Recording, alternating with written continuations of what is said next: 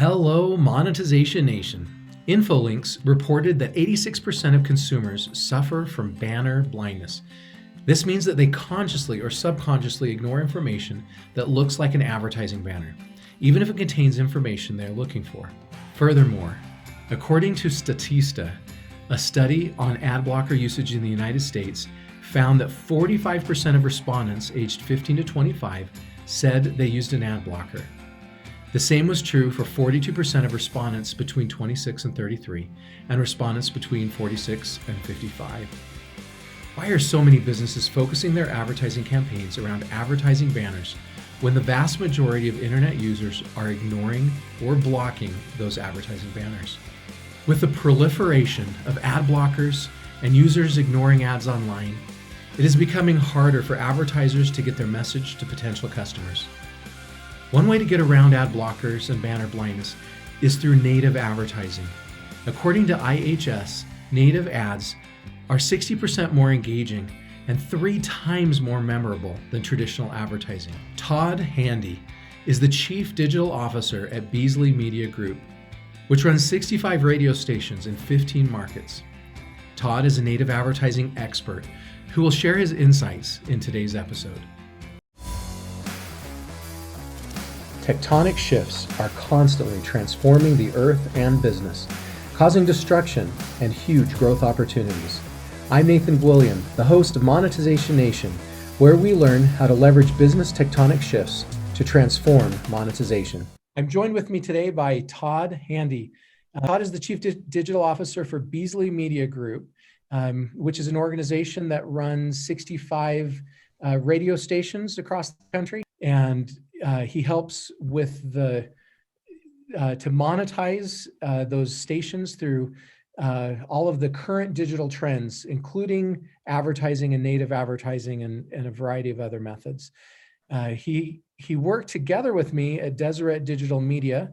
Deseret Digital Media operates the leading newspaper and TV station and radio station in the Utah market, and was part of some amazing transformational things there, and over 350 million page views a month there.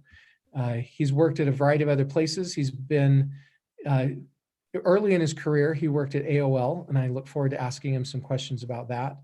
He also worked as the CEO of Intermountain Hearing Center. So we're going to hear about his entrepreneurial journey today and learn from his wisdom and success in monetizing digital ventures. So thanks for joining us today. Tell me something interesting about you. Well, that's an easy one because I'm on video and you can see it over my shoulder here. I am an endurance athlete. I like to ride road cycling, mountain biking, and running. I live in Utah, so we can't ride our bikes year round. So from April to October, I'm riding a bike. My passion is road cycling, but I love to do a lot of mountain biking as well. And then when the snow falls, we can't ride our bikes anymore, and so I run. I don't enjoy running on a treadmill. I actually run outdoors. My gear gets me down to 0. I can run to 0 degrees and still be okay. Anything less than that, I think I'll stay home. So I guess that's one of the interesting things about me is that I love to do endurance events. And here in Utah, one of the most well-known is called Lotoja. It's Logan to Jackson. It's a 206-mile one-day race. And to my credit, I've raced that 11 times straight. And it is an insane race. It is not for the faint of heart. It takes some dedication, no doubt. I'm going to tell a little bit of why that's such a difficult race. Well, 206 miles in one day, of course, is not easy. But it covers. Yeah. What's that? Yeah, it covers three mountain passes. Some of which have 2 of which have a pretty big grade, but it's over 10,000 feet of climb as well. And there are at least a couple places there where it's 90% of the time when you're racing in that area year to year, it's a headwind, which is just demoralizing. So it's just a well-known race. It's kind of one of those where if you're a cyclist in Utah and you meet another cyclist, it's kind of like one of the first things you say is, "Hey, have you done Lotoja?" And so to be able to say I've done 11 times in a row is for me a pretty cool thing. For anyone else, it's like, not that big. And the reason it's called Lodija is it's from Logan, Utah, which is where Utah State is, Yep. up to Jackson, Wyoming. Jackson Hole. Yep, that's right. There's a tectonic shift away from advertising banners. The vast majority of internet users today are using ad blockers.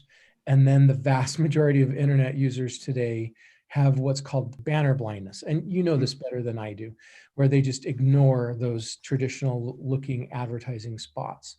And so great advertisers today that are doing well are finding ways to move from ad banners.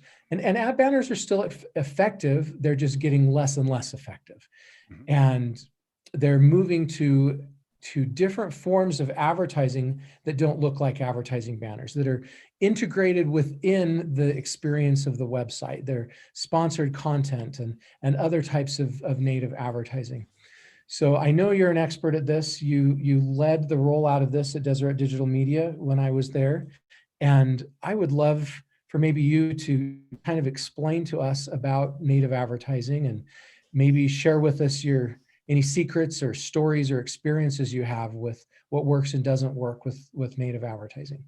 Sure. No, you said it really well, which is banner blindness happens, ad blocking happens, and it all happens because in many ways we've actually abused the user. It's listener on radio, it's the viewer on TV, it's the reader on newspaper, whatever. Let's call it a user.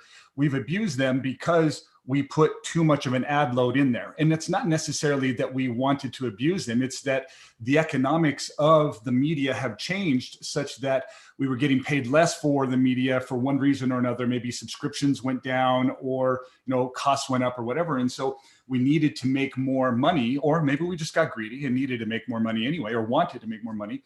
So we picked up the ad load. Well, by doing that, users said, okay, that's it, I'm done. With traditional media, there were only a couple of things you could do. Well, you could turn it off, or you could go to a competitor, or you could pay for it. But the truth is, most folks don't want to pay for for media. They are fine with ad support. Think about all the magazines that we've bought over the years. When I was a kid, I subscribed to Sports Illustrated.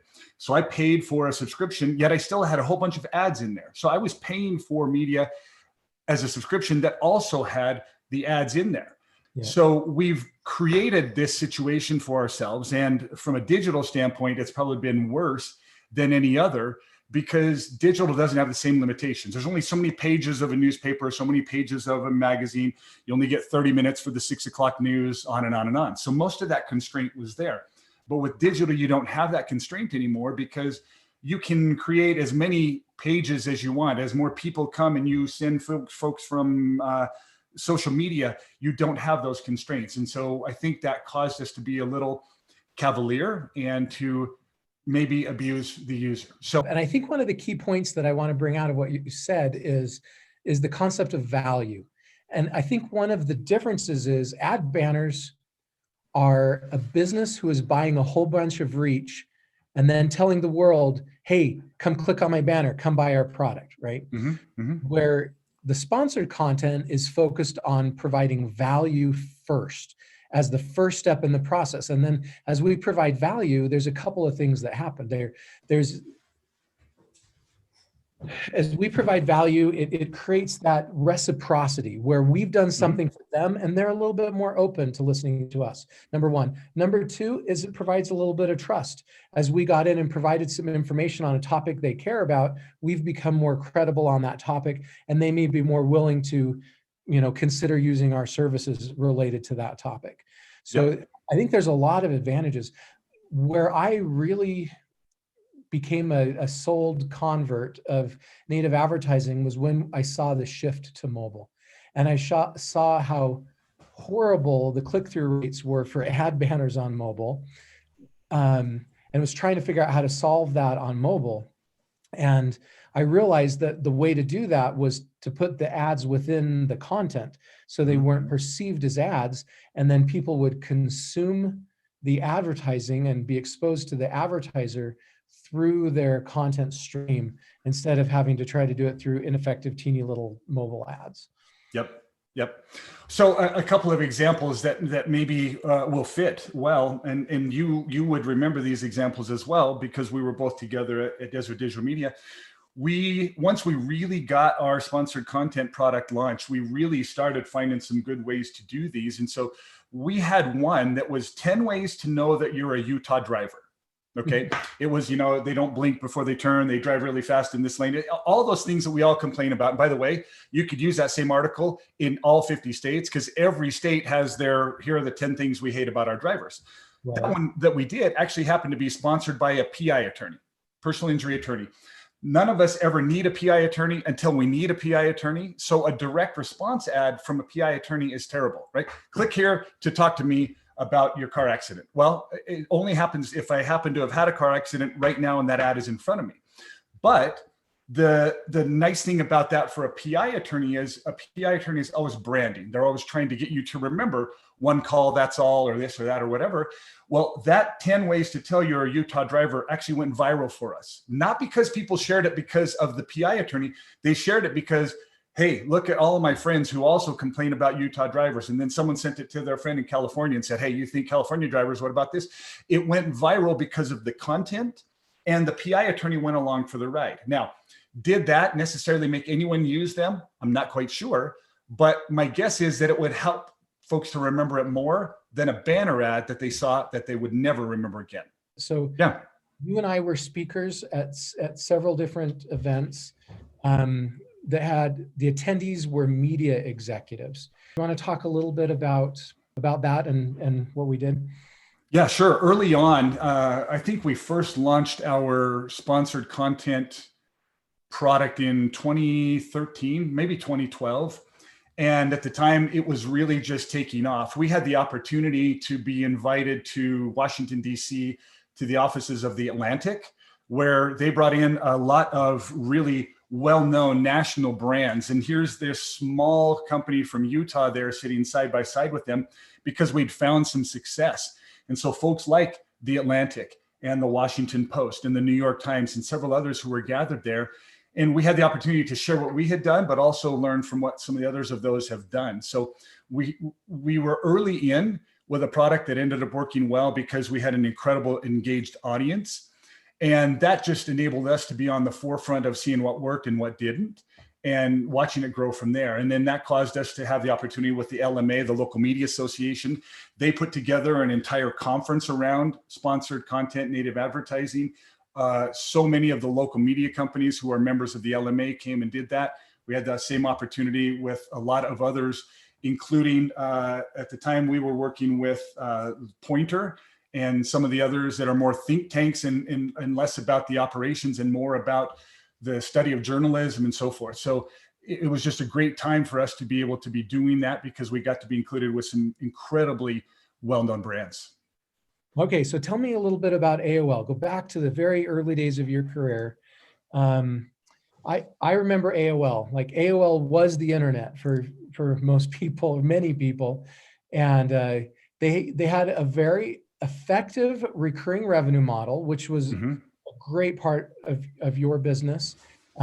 They were also known for having horrific customer service, which was part of the destruction of that business model. So I want to know if you could just tell me a little bit more about AOL and your ride there with the up and down, that meteoric, however you say that. Yes. Yes, definitely up and down. So I've always been very interested in technology. I haven't been a developer. I'm not smart enough to be that kind of a technical kind of person. But I had, Atari when I was a kid, and Atari had a computer, and then Commodore had a computer. And so I played with computers and enjoyed those. And then as I got older, got the opportunity to join AOL. I had the opportunity to be there right at the cusp of when AOL was really taking off. But just before I joined AOL, I spent a couple of years working for Prodigy. We're really the first online service, that and CompuServe. Prodigy was a joint venture between Sears and IBM. And when you think about that now, IBM technical, Sears not at all, but that's what it was. And so I was with Prodigy, and Prodigy was actually the first online service to have banner ads. that's a little bit of trivia that you can go check out. The very first banner ad was what's now a 728 by 90. It was AT&T. And that's where it all started. Went from there to AOL, had the opportunity to work with AOL. And I was there as the... Did you sell that first banner ad that was sold? No, that was not me. No, I cannot take credit for that at all. No. But I was with AOL as it just took off, to your point, meteorically. Online, it had been bulletin boards before that, and online was really taking off, and AOL had done a great job of putting the content together and so forth. But the model at the time was based on hourly charges. If you think about that now, and if a millennial were listening to this, it wouldn't even compute. You were paying by the hour for being online with a very slow modem that took forever and so forth. Well, it got to the point where there was a lot of groundswell around going to a flat rate per month. And at the time it was $19.95 per month. And so AOL went to $19.95 per month. From hourly charges to $19.95, you can imagine what happened. These people who were staying on a lot and spending a lot of money, now they were just going to stay on even longer because they were going to have a flat $20 a month. So let's say you had been spending $40, $50, $60 a month. Now you're spending $20. What's interesting was AOL took off like crazy because it had this engaged audience that could now spend more time. But the problem was that this was in the dial-up days, busy signals. So your modem would dial in, you get the busy signal. Dial in again, busy signal. So much so that this Super Bowl that year, CompuServe, which was at the time a competitor, which then later was acquired by AOL, ran, I believe it was a 60-second commercial. Maybe it was only 30. But for the first 28 seconds or the 58 seconds, whichever the length was, it was a black screen with just a busy signal. And then it was CompuServe, and I don't know what it was, we won't be busy or whatever, or something like that. But it was so great to see that because they were just stepping on AOL when AOL was down. And 30 some attorneys general of the states sued AOL. And so it just went crazy with all of that. AOL got through all of that. It was fine. Then the most freakish thing, AOL acquired Time Warner. So you had this old media company that had done an incredible job with old media, with TV, with movies, with so much else, even Tectonic, CNN, and so forth. AOL, this new media company, comes in, acquires it, and it was during the height of when one of the biggest buzzwords was synergy, right? The synergy.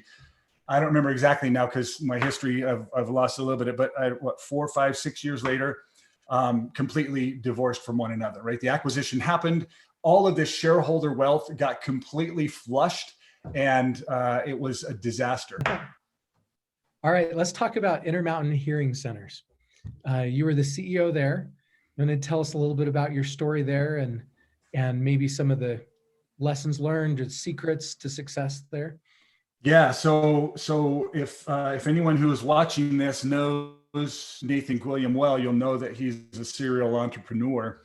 This was really my only foray into entrepreneurship. And the reason why is because it didn't work out very well. One day, maybe I'll do that again. If my wife watches this, she'll remind me that I told her I would never do that again. So, but a good friend of mine and I, who had both been at AOL, decided that we were going to leave the corporate world and we were going to acquire a business. And so the two of us were working with a business broker. We found this company called Intermountain Hearing Centers. It had 22 hearing clinics throughout Utah, Arizona, and Idaho. And we knew that the margins were great, that there is an entire section of the population that needs those types of products. So we felt like we could not only do good, but we could have a business that made good money and had good margins and so forth. And so the interaction with that in digital, besides the fact that it was going from analog to digital hearing aids, I'm not an engineer, so I won't speak to that. But the biggest thing that we had at the time was Google was really starting to grow. And there was a huge battle between Google and phone books. If you think about it, the users of hearing aids are typically older. And in that time, where would older folks go to find services? They'd go to their phone book. They'd flip to the back to the yellow pages. They'd find who they wanted and they'd call them. Now you've got this little thing called the internet, and you've got this little thing called Google.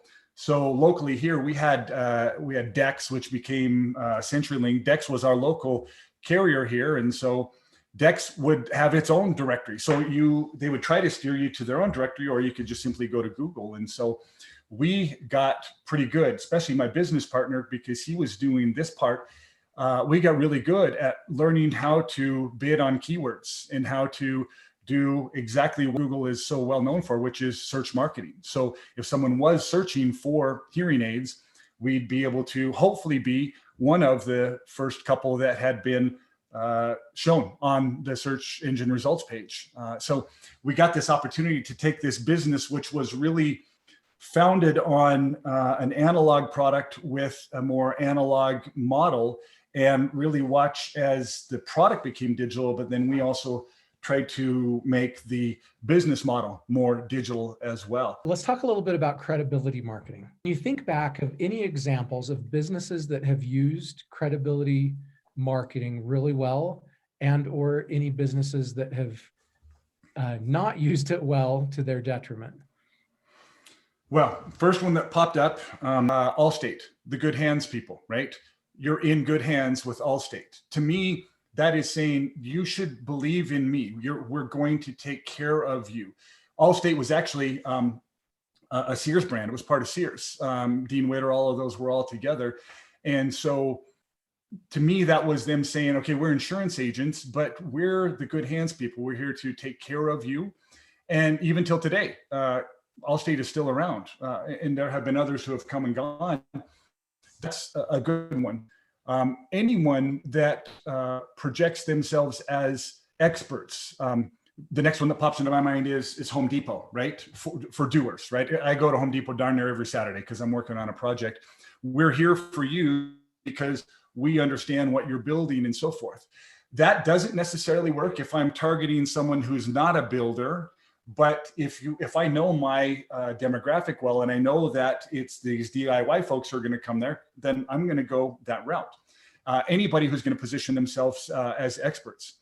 You could go the other side and go to anything like German auto manufacturing. So Mercedes, BMW, Audi, who are all about the greatest driving experience and so forth. That's the credibility of, we build an incredibly beautiful machine that also will drive you into the back of your seat.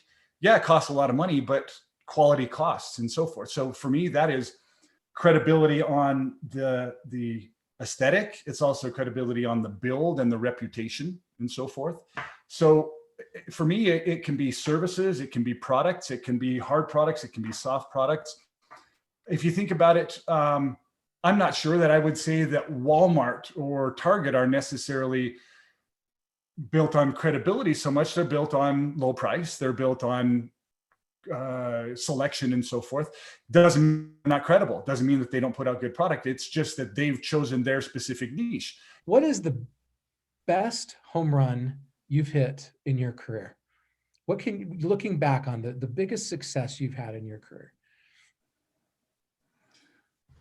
Well, the reason that's hard is because, is it measured by, did it make me grow? Is it measured by, did it sell the most? I don't know.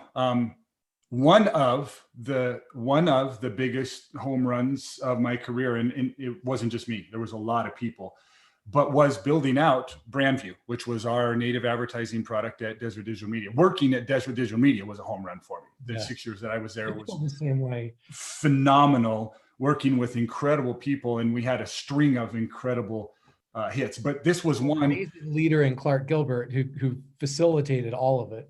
Absolutely. Absolutely. So I could definitely say working at Desert Digital Media and building out the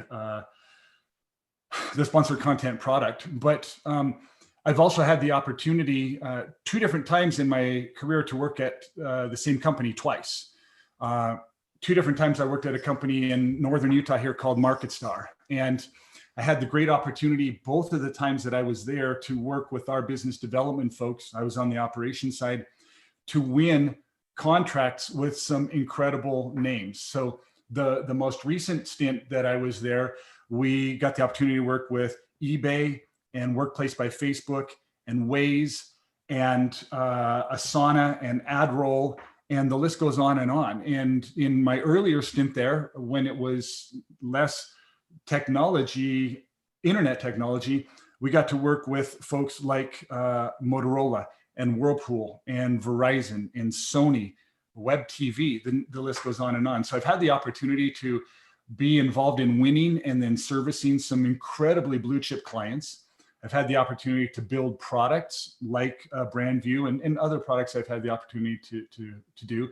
But I think probably the biggest win for me has been, I feel like every company that I've joined, I've walked away with incredible growth for myself personally. That as I've gone from one to the next, hopefully I've become more mature, more knowledgeable, more insightful, and so forth. And I hope that continues through the rest of my career until I no longer move to another place, that I continue to learn and to grow and to understand. To me, that's probably the biggest home run. But if you want to talk about the others, there's a couple others as well. Yeah. Can you think of some specific examples in companies you've worked for where ARR, MRR was implemented and made a big difference? So I had the opportunity to build this inside sales team. We had outside sellers that were all these traditional media sellers, but we built this inside sales team. And one of the things early on that I coached them on was, you don't say to the advertiser, that's $500. You say, that's $500 monthly.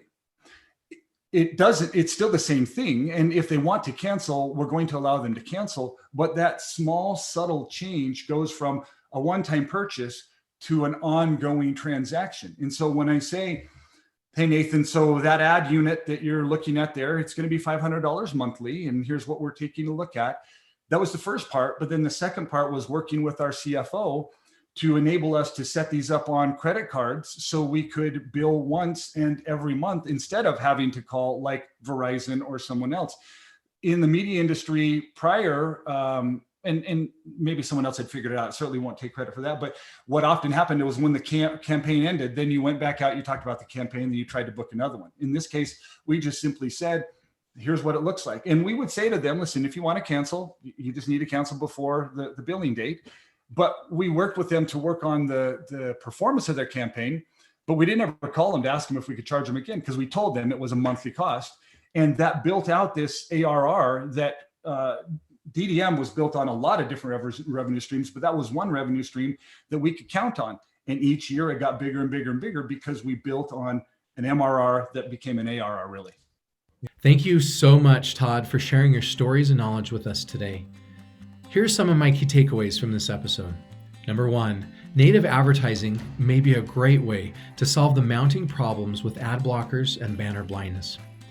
Number two, consider using native advertising to provide value first before trying to sell. Number three, native advertising can help build a sponsor's brand and credibility. Number four, as CompuServe did with their ad, we can take advantage of the situation around our businesses and niches and turn it into something unexpected and entertaining to help promote our products and services. Number five, when tectonic shifts happen, we must shift our businesses to match those tectonic shifts and leverage them. Number six, consider which focus will help our businesses best succeed: low prices or focusing on providing the top quality products and services to our target market. We often cannot have both. Number seven, we can establish our revenue models to be immediately recurring with a few simple words to our customers. If you enjoyed this interview and want to connect with Todd or his company, you can find him on LinkedIn, and there's a link to that in the blog post for this episode. Did you like today's episode? Then please follow these channels to receive free digital monetization content. Number one, get a free monetization assessment of your business at monetizationnation.com/assessment. Number two, please subscribe to the free monetization e-magazine at monetizationnation.com/e-magazine. Number three, subscribe to the Monetization Nation YouTube channel or subscribe to the Monetization Nation podcast wherever you listen to your podcasts. And number five, please follow Monetization Nation on Instagram and Twitter. What problems have you seen with advertising banners? And what success have you seen with native advertising? Please join our private Monetization Nation Facebook group and share your insights with other digital monetizers. Thanks for joining us today for this episode. I hope you have a fabulous day. Do you want to become a better digital monetizer? To receive great monetization stories and secrets, please go to monetizationnation.com and join free. And if you liked today's episode, please subscribe to the show and share it.